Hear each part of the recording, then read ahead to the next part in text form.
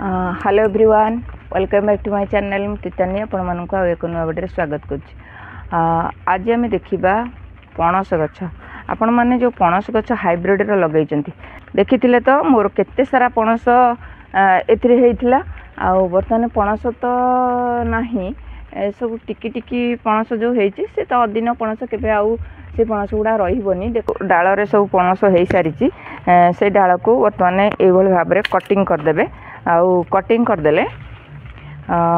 तलू आ बण बेसी हेनी आउ बारीटा अरमा हेनी आ साप मध्य रही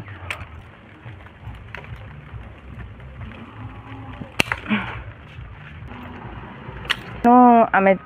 फल सरला परे आमे गछ कटिंग एमती करदबा जो जगह कटिंग करदेले से जगह को फंजीसाइड पाउडर निश्चिंत लेप देदेबा कारण से फंगस लगिज आउ सेठू ही पोक लगे स्टार्ट हो तेणु आम फंजीसाइड देदेबा डाल गुड़ा न उछिले बण हो जाए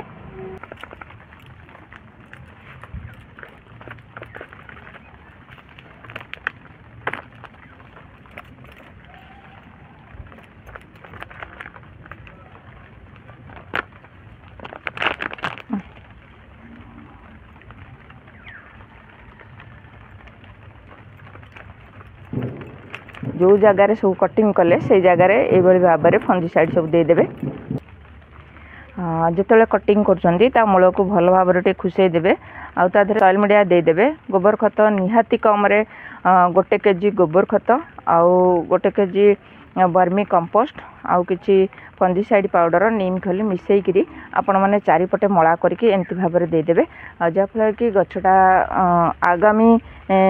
जिते फल आसब से गछटा पूरा हृष्टपृष्ट हो जाइथिबो आ फल आसिया पई कि तार प्रस्तुति हो जाइथिबो।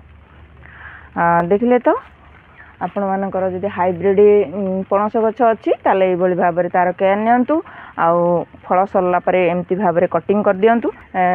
सब बेले नीट एंड क्लीन कर दियंतु बारिकी। एठी मोर गोटे देसी पणस गछ ये बहुत सारा बड़ हो जाइछि देखंतु ये तल गुड़ा भी मुछिनी कारण एथरे मोटे हेनी पणस से गछ उंचा हेनी उपरटा सब कटा होची कारण बहुत डेंगा हो देसी गछ गुड़ा बहुत डेंगा हो जाए से ऊपर गुड़ा सब कटा होची तल कटाकटी हेनी तेणु तल बहुत भी अरमा हो गला एगुड़ा सबको आम तलू उछीदेवा भाव में बारी सब गछ अच्छी ताहले